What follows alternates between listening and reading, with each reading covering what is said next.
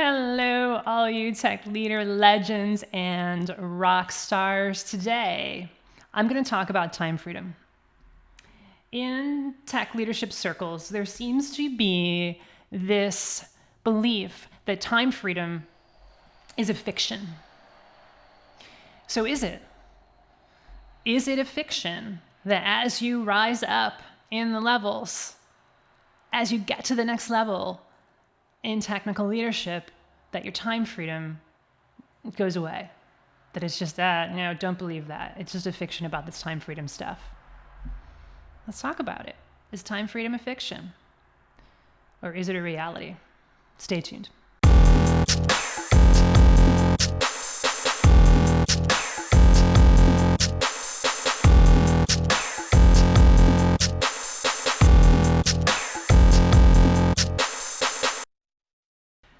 Hello everyone, Jen Bunk here, co-CEO of The People Stack. We are here to help you build your dream tech leadership career so that you can create ludicrous and virtuous amounts of prosperity. Prosperity in multiple forms, including prosperity of time. We want you to be time rich, as well as rich and prosperous in all the other ways that it is possible to be rich and prosperous. So today I'm talking about time. Also, another one of my favorite topics.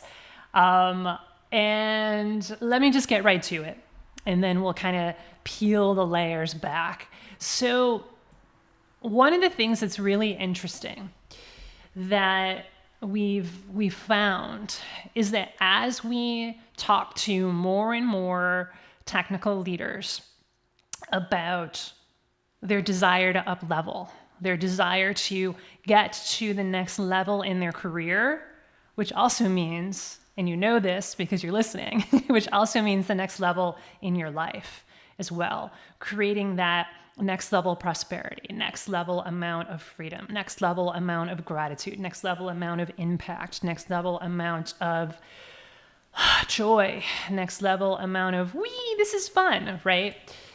And all of the things. And so one of the things that we hear a lot, whether it's usually it's from clients who have just started working with us, or it's from prospective clients, or talking to our friends and colleagues in the tech leadership world. And I will caveat this by saying that this is not unique to the technical leadership world. This is a belief that exists in many, many other arenas of life as well. And because I'm talking to you, my tech leader friends, I'm going to specifically talk about how this shows up in the tech leader world. So the conversation might go like, okay, well, what do you want? What do you want in your career? Well, I do want to get to the next level. I want to someday or sometime very soon become a CTO or a CEO or a CIO. I really do want that. I want to be able to lead at the highest levels possible and make the highest level of impact possible. Okay, great. So what do you believe is keeping you from doing that right now? Well, I don't want to work my ass off. Right? That is an example of what the conversation might look like. And you may have that same belief that what's holding you, what's keeping you back from going full force with fun toward that next level leadership position is, gosh, I don't want to sacrifice my time freedom.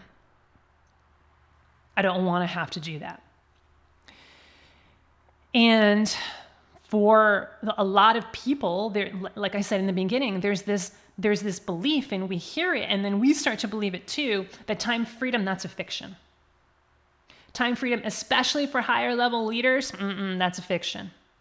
And we've even here, you can probably come up with at least a few examples right now of leaders, higher level tech leaders, who are sending us the message that time freedom is a fiction. That they are working their asses off 60, 70, 80, 90, 100, 120 hours a week. That they have no time for family, no time for fun, no time for anything else except work.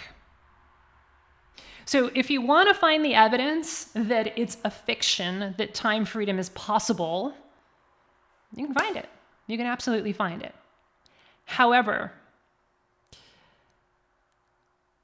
let's talk about the duality of this, because both are always available. Both sides of the coin in anything is always available. What's the other side of the coin? The other side of the coin is that it's not a fiction. Time freedom for high-level tech leaders is not a fiction. It is a reality. In other words, I can do this. It is possible. I've actually done this before. I have friends who are doing this. And what do we mean by this? What does doing this look like? It looks like a high-level tech leader, the CEO of a tech company, a CTO, a CIO, who has oodles of time freedom. Put another way, that person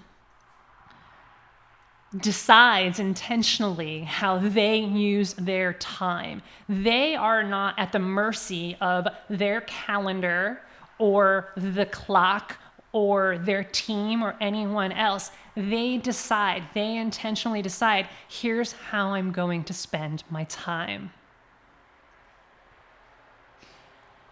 And this is absolutely possible. Again, a lot of you will be able to come up with 2, 3, 4, or more examples of people in your life, or maybe even you at one point in your life where you had at least a piece, if not more, maybe you had the whole pie of time freedom, where you were able to choose how you spend your time. So I'm not here to tell you what to believe. I'm here to show you both sides of the coin. I'm here to say, okay, if you want to believe that it's not possible, that it's a fiction, that there's no way you can have time freedom, work-life balance, the ability to choose how you use your time as a tech leader, as a high-level tech leader especially, you can believe that. Plenty of evidence for it. I'm not going to argue against that, right? I'm not going to say that there's not evidence for it, because there's plenty of it. However, just make sure you're looking at the other side of the coin as well. That there are people who are doing it, and they're doing it well, and they're doing it with integrity, and they're doing it in a way that is inspiring. They have such a great relationship with time that they just kind of flow through their days. And so let me give you a few examples. So I encourage you to think of examples in your life. It may be tech leaders, and it may be other kinds of leaders as well. People who you know have that freedom to choose how they use their time. So as one example, there was a CEO. I believe he's still a CEO. I haven't talked to him in about 5 years or so. And he may be retired by now. He was someone that I talked to quite frequently about 10 years or so ago, before I started the People Stack. So this was like, I was thinking of starting the business, and I was looking for mentors. I was looking for people to look up to. And I was connected to this particular CEO, who was just this fabulous man, and he was very generous with his time. You know, this 30-something young woman who doesn't have any experience building businesses, has never built a business before, fresh out of academia, and she wants to start her own business, right? So this was me like 10 years ago. And he was very generous with his time, and I had many awesome conversations with him about building businesses, about connecting with technical leaders, about what do technical leaders want, about all of that fun stuff. You know, what are the challenges of building a tech company? I learned so much from him. And the connection turned out to be that so my PhD is in IO psychology, and his dad was an IO psychologist. So that was super cool. We had some fun conversations around that. So he also kind of knew my world a bit, and he knew my expertise. He knows my expertise. And so I won't get into, the mentoring aspect of it, but what I will share, which is relevant and useful for the purpose of this topic of time freedom, is that he was someone who really valued his time freedom. And he had a great relationship with time. He had a great relationship with time. And I knew this because he was spending time with me. He didn't have to. And I was probably overly apologetic. Oh, I'm so sorry. Can I have 15 minutes of your time? He's like, you can have an hour, Jen. Like, what do you want to talk about? Like, so gracious. I loved geeking out about all the things that I wanted to talk about, and I let him geek out about the things he wanted to talk about. And so clearly this is someone who has who has time freedom, who is time rich, even as the CEO of a multi-million-dollar tech company.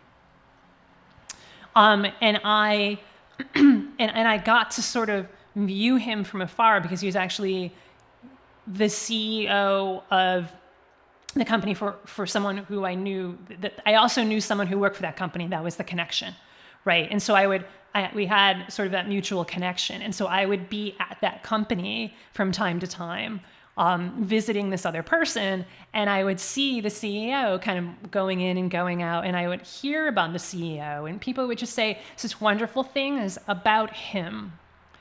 And I would see how he was not tied to his desk. Right? That's not time rich, right? If you're tied to your desk all day, that's not time rich. He moved about, right? He would go and be like, yeah, okay, bye guys. I'm going to go, watch. I have to leave early because I'm watching my granddaughter's recital or whatever it is. Or, he would come into work at around 11 o'clock or something like that and be like, hey guys, you had a great workout this morning. How's everybody going? How's everybody doing? So he was clearly time rich. So these are just, how do you know you're time rich / I'm painting pictures for you, right? So I encourage you to think about, what will my life look like when I'm time rich? What will my experience of my days be when I'm time rich? You might even want to, if you can, pause and write that question down for yourself and let it marinate and let the guidance come through and capture, right? Like, write down, what will my life look like when I'm time rich? Because it's not so much about the number of hours, although that's ultimately what it comes down to, right? That if you were to actually say, okay, well, how many hours do you work? How many hours do you play? How many hours do you, et cetera, what you're basically doing is, what ends up happening is you are working less. And I use that in air quotes because it's a very,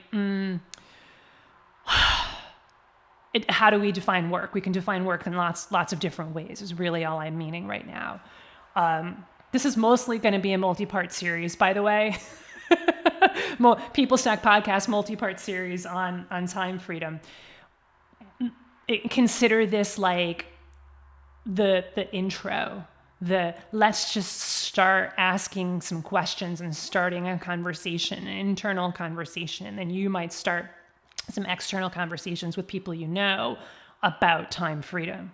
So I really encourage you to answer that question for yourself. What will my life look like when I am time rich? So anyway, I'm giving you some examples here, right? When I'm time rich, I can arrive at work at 11. When I'm time rich, I can leave work early to go watch the recital. When I'm time rich, I have more than enough time to work out. I'm not rushing through my workouts. I'm not telling my trainer, I only got half an hour today, what are we gonna do? I'm going in and be like, yep, I got 2 hours, man. What can we do today? Like, really spread it out. Much better workout too, by the way. Not making it right or wrong, but for a lot of fitness goals, hour and a half-ish to maybe 2 hours, giving yourself plenty of time. I'm not talking about like you're working out constantly for 2 hours unless you're like training training for endurance or whatever it is. But anyway, this is what it may look like in some of your lives. What does time freedom look like for you? Time freedom means somebody reaches out to you that you really want to talk with, and you say yes. And it may have nothing to do with work, right? It may have nothing to do with the projects that you're working on or the guidance that you're giving currently at your company. But it's because your heart is telling you, I want to talk to this person. I want to mentor this person, and you have time for that. And you can do it, and it's easy. As another example, one of our clients, so we have many of our clients who we've worked with who, yes, earning more money and leveling up in their career was definitely one of their main priorities. And also another priority is time freedom. And I would venture to say every single client that we've ever worked with and will ever continue to work with has time freedom as a goal, because it's not worth it to earn more money and to have more impact and to add more value if you're not also creating a beautiful life for yourself as well. And a beautiful life means you have the freedom to choose how you spend your time. So as another example of this, one of our clients, it was really about family, spending more time with his family. And so time freedom for him meant that he can go backpacking with his kids. Spending more time for him meant that he didn't have to be working 2 jobs to quote unquote make ends meet. That's where he was at before he started working with us. So for him, it was almost 100% about, I want to have time for my kids and my wife. And I want to really be there with them. So for some of you, being time rich, having time freedom, the experience is, I say yes to my kids. I say yes to my wife. I say yes to my family more often. And when I do it, I'm not rushed. When I go to the recital, when I go to the soccer game, when we have a family dinner, I could say yes. Want to take a 3 or a 4-day vacation? No problem. Want to take a 3-week vacation together and have it be a true vacation, a true unplugging where I'm not working. And if I choose, and if I don't want to work, I don't have to. I may be pulled to do it, right? So that's actually a dilemma for a lot of high-level leaders. It's like, do I need to work or am I being pulled to work, right? So like for me, I don't work weekends, except when I choose to. Right? So it's this push-pull. Am I being pulled toward it? Am I having this inkling, ooh, I really want to work on this thing right now. Okay, just give me a half an hour and then we'll go to the beach, right? Versus, I have to do this. That's the push. If you're feeling like you're pushing a rock uphill. Versus like having fun running down the hill, safely, of course. We don't want to twist any ankles. So that's another example. It's like I have time for my family and I say yes, and I say yes to work only when I'm pulled to do it on the weekends and holidays and vacations. Another example is a colleague of mine that I know. He's actually a friend of Rob's. He's a friend of my husband's who we've just known for years and years now, like pre-People Stack, right? And this particular person is so by the way, the client that I was talking about is a COO for a small-ish tech consultancy. Just to kind of give you an example of the levels that we're talking about. And then this friend of Rob's, who's a friend of mine, is a senior level executive. I actually don't know right now what his job title is because he recently moved to Netflix, and I believe it came with a promotion. So he's at Netflix and he's in the executive ranks at Netflix. Like he's not the CEO of Netflix. You don't have to go try and Google it or whatever, but he's in the inner circle. And he, talking with him is a joy. And it's like, I'm going to use him as an example of, well, what does work look like? Right? So it's like, I want time for work and I want time for play. And so having time freedom also means that you get to choose how you work and what your work looks like and what your experience of work is. So up to this point, we've been talking about, well, what is the freedom? What is the space that I have outside of work? And that's absolutely a piece about time freedom. Another piece about time freedom is when I'm working, what am I doing? And I have a choice. I have influence over how I spend my work time. And basically, this particular person he loves mentoring. He loves doing one-on-ones with, skip level one-on-ones with his direct team, up skip level, down skip level, and all around skip level, right? And so that's what he loves doing. He's an amazing mentor. And so how does he spend the bulk of his work days? On one-on-ones. And he's an amazing leader. So how do you want to spend your work time? That's time freedom as well. So I want to ask you another powerful question as I move toward wrapping up this episode of this podcast. And there will be other podcasts on time freedom, and there have been in the past too. I mean, we've definitely talked about this. This is an important topic. What I want you to know, and what I hope that you're feeling as I get to the question I want to ask of you, what I hope that you're feeling is that with intention, you can absolutely create more time freedom for yourself as you rise up in the ranks. With intention, you can create even more time freedom for yourself as you move up in the ranks as a technical leader. So you can just basically say goodbye to that fear of, oh, man, I really want to be a CTO. I really want to be a higher level executive in tech. But I'm scared. What if I overwork? Right? I don't want to have to work my ass off. You can just say goodbye to that fear. Right? And it's a whole other episode about how to shift your feelings and how to embrace the fear and then say goodbye to it. Acknowledge it and let it go. Because what I'm telling you is that with intention, as you rise up, you're gonna get, or at least it's available for you to get, more time freedom.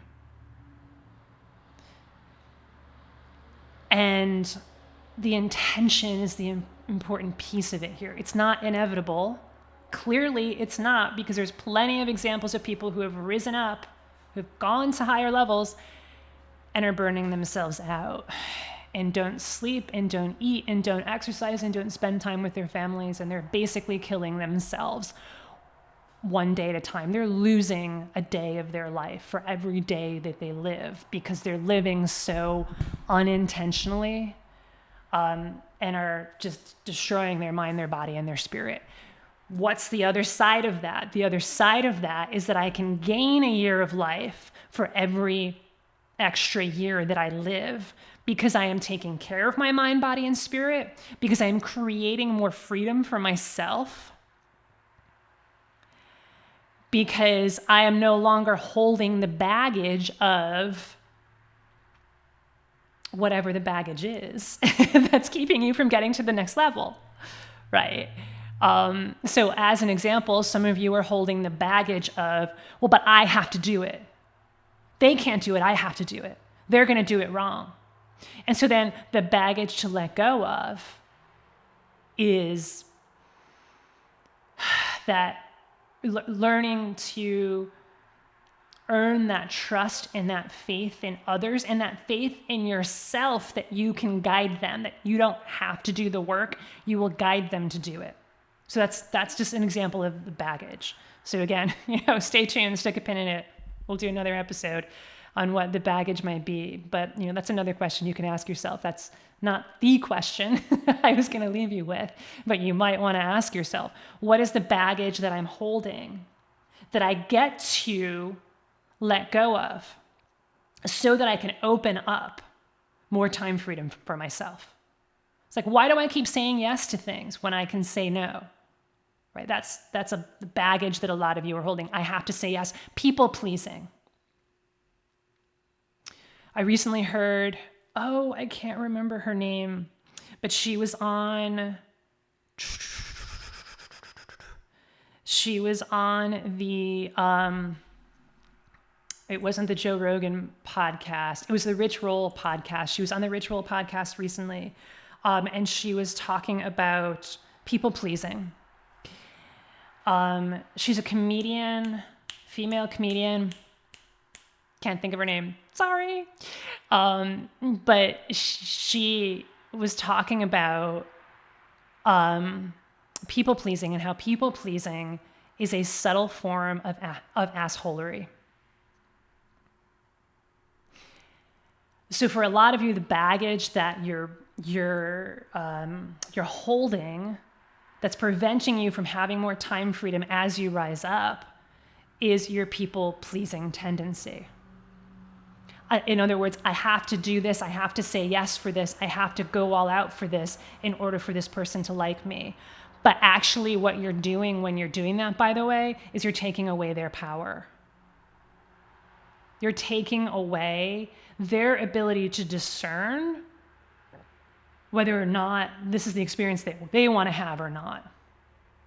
So it's sort of like, I'm going to say yes to going to this meeting because I want this person to like me, when you secretly don't want to go to the meeting and you don't think it's valuable.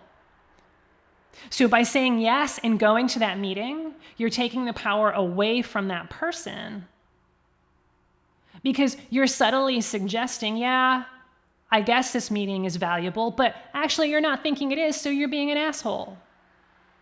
Subtly, because you're taking their power away. When actually what it would be better to say is, I don't believe that this meeting is a valuable use of my time.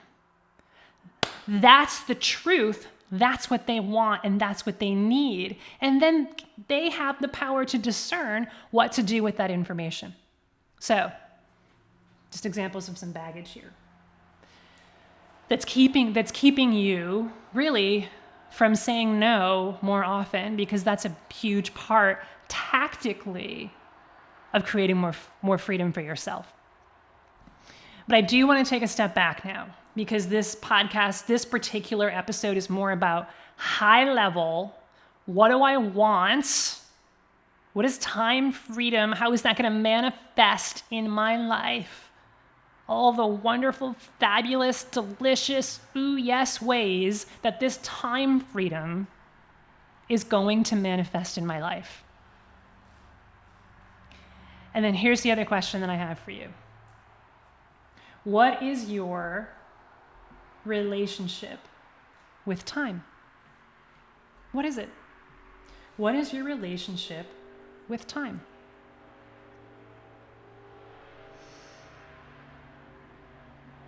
Is it one where you constantly complain that there's not enough? Is it one where you worry that you might not have enough? Is it one where you're kind of gripping to it so tightly, constantly checking your watch, constantly like, oh gosh, I'm not sure if I have enough time. I have to check my calendar. Or is your relationship with time one more high level, more open, more expansive? So what I just described was more of a low level, constricted, down in the weeds, just kind of get through my days kind of relationship with time. Or is it more high level? Is it more open? Is it more expansive? Is it less based on fear and worry and doubt and anger and more based on joy and fun and gratitude and in a sense of being nurturing? Are you nurturing your relationship with time? So just check in, like, how do you treat time? How do you treat the energy of time? Time is an energy, just like money.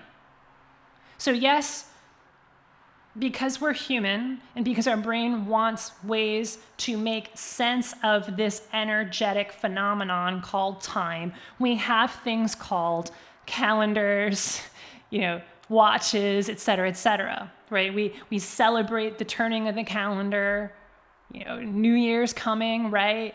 And we do that so that we can have a structure, and also so that we can have an agreement about we're both going to meet at this time. Right? So we have that structure around time to make things easier, to build some certainty into as we move through time. But time is an energy, make no mistake about it. So what I'm asking is, what is your relationship with the energy of time? How are you treating it? And take a look. Take a look. What's the best relationship? Just go to your best loving relationship, right? How do we build sustainable loving relationships with anyone, anything, any energy?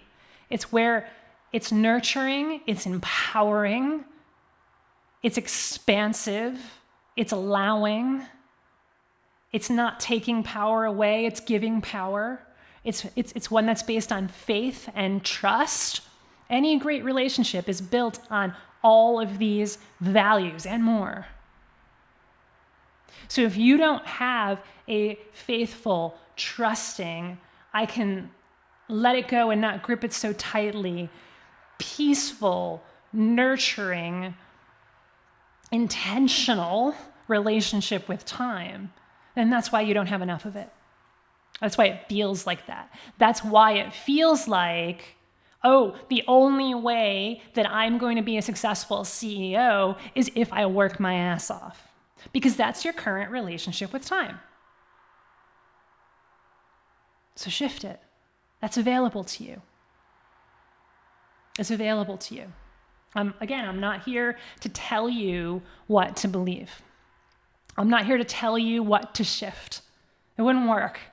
It wouldn't work even if I could force you to shift the way that you believe and feel and know about time.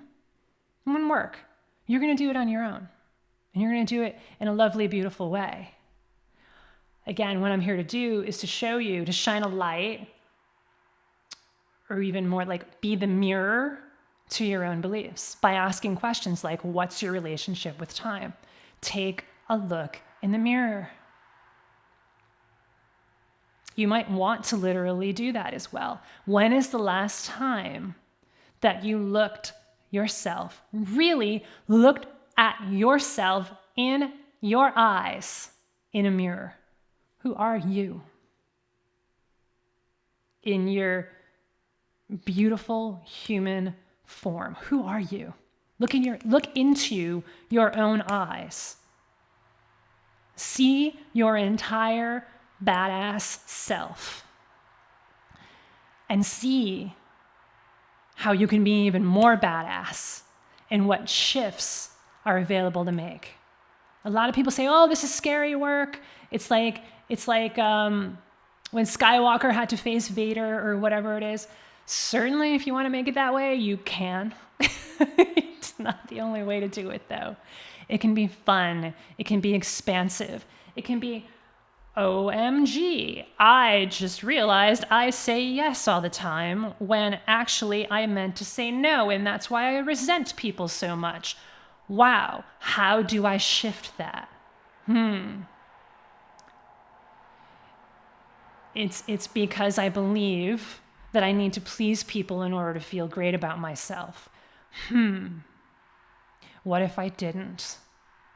What if I can feel great about myself regardless of what others think of me?